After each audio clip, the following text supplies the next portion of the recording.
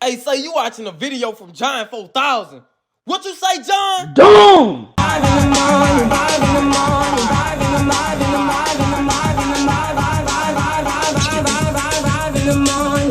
wake up to find my eyes. Yeah, my mind is a warning. Crazy, don't want you lying. Make sure you like and subscribe. What's good, YouTube? It's your boy John 4000. We back with another video. And look, before we get into the video, listen, I understand I have a bonnet on my head. It's stupid, it's weird, but bro, I just finished washing my hair because I got a haircut, and I don't do bumping up after a haircut, bro. Cause my barber, he clean his clips or whatever in between his haircuts or whatever, but I still wash my hair, make sure my head clean and stuff when I get home, moisturize, all that. So I got my bonnet on because I just finished washing my hair. But anyway, how back to the topic of this video. Basically, I'm gonna be giving y'all 5 tips specifically designated to freshman football players on tips on how y'all can move through y'all freshman year and possibly carry these tips on into your later years of high school football. Now, mind you, me, I'm only in 10th grade, but these are things that I've kind of noticed, learned, and picked up over my time doing football for my past 2 years. So with that being said, we just want to straight into the video. Make sure to like, comment, subscribe, turn on post notifications. You know what I'm saying? Leave it down in the comments below what you think I can improve on. Follow me on all my socials. With that being said, it's your boy John 4000. We won't keep it 100, we won't keep it 1,000. We keep it 4,000. I want to thank y'all for watching the video, and we're finna hop straight into it. Alright, y'all, so coming straight into tip number 1 for those freshman football players coming in, I say get to know your coaches.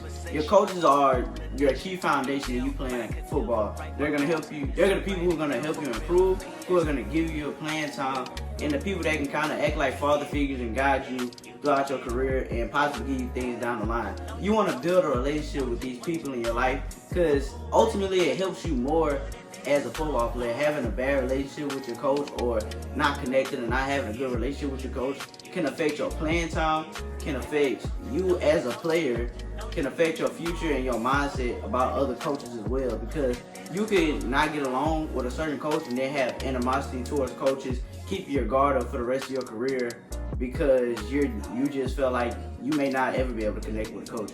So with that being said, just learn how to talk and communicate with your coaches, build a relationship with them, because you want to be that player that they can go to, and you want them to be that coach that you can go to whenever you possibly need advice, help, coaching points, if you need more information on like how to run a play if you're kind of confused, things like that. So that being said, tip number 1 is build a relationship with your coaches. Alright, y'all, so I'll be straight into tip number 2.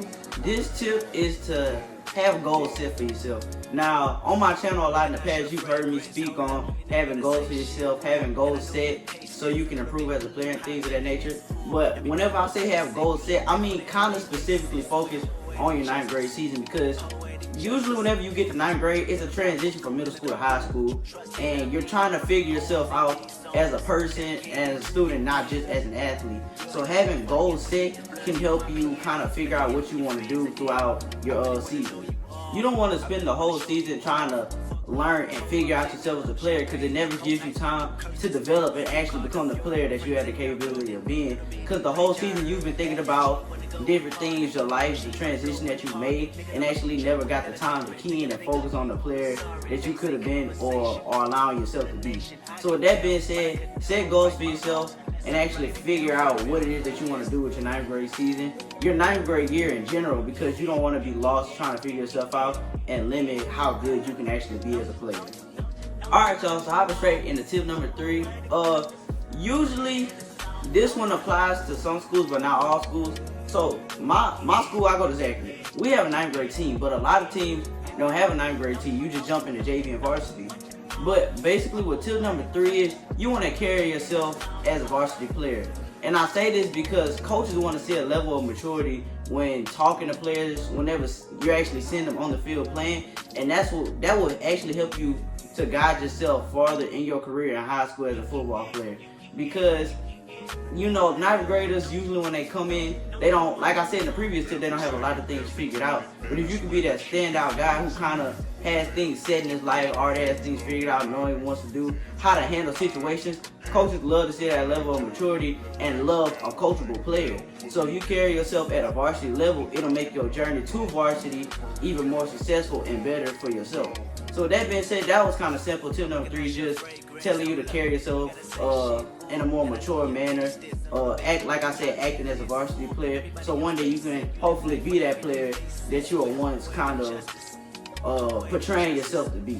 So with that being said, that was tip number. Alright y'all, so hop straight into tip number 4. Now I ain't gonna lie, this one is kind of a contradiction considering we're focused on a 9th grade football season, but the tip is to not focus on football a lot. And I say this because, as I said earlier, you're focusing on transitioning as an athlete, a student, and a player. Solely focusing on football can completely diminish those other things in your life. Your grades will start to fall off.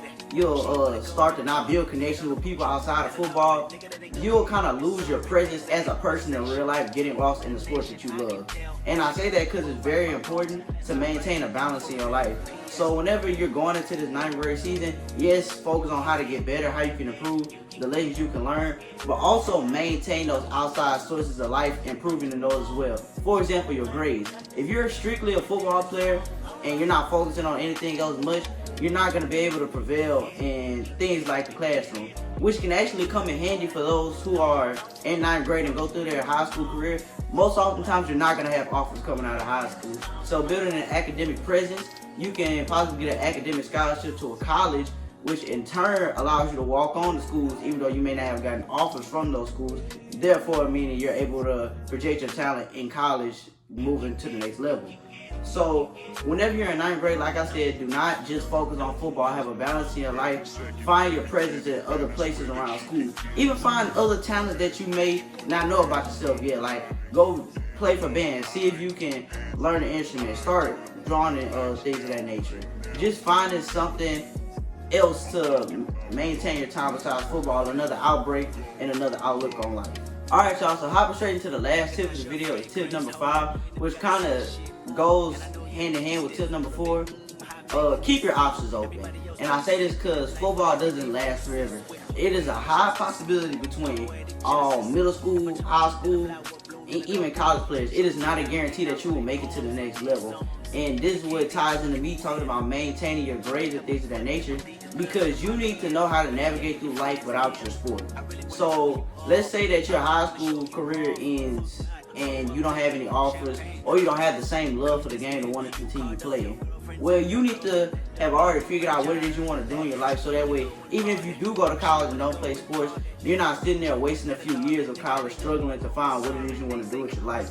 Start planning from your 9th grade season up, trying to already know what it is you're going to do with your life, so that when you leave high school, it's an easier transition for you.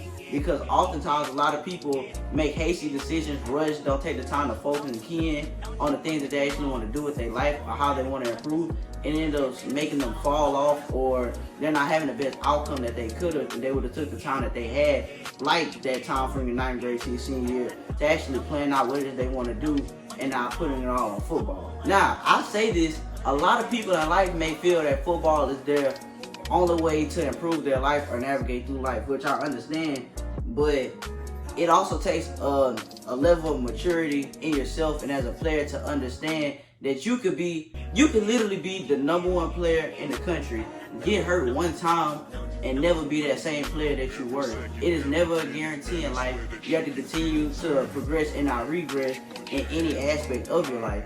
And that's why I'm kind of going in on this topic a lot, is because it is very important for you not to get lost in this sport. It's easy to get lost in this sport, lose people behind this sport, lose yourself behind this sport, lose aspects of your life behind this sport. So it's very important that you're keying in on those details, understanding how it is that you can improve exactly. Alright y'all, so we made it through all the tips of the video, and so now I'm actually coming to y'all with this positive message.